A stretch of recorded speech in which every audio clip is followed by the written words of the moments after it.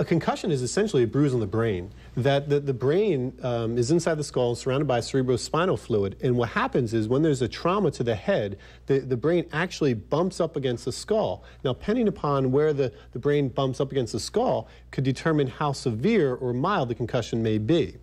But in essence, if there's a bad bump up against the skull, we could see bleeding or nerve damage. When that occurs, we're talking about a severe concussion that could last for a lifetime with some brain damage. Most concussions are mild, and because they are mild, an individual should always see their doctor and take their time in coming back. The only thing that can really treat a concussion is rest, and they need to rest. And we're talking about, sometimes weeks. Too often we see in sports that an athlete will try to come back too soon. And when that occurs, they're setting themselves up for something very dangerous. It's called the second impact syndrome.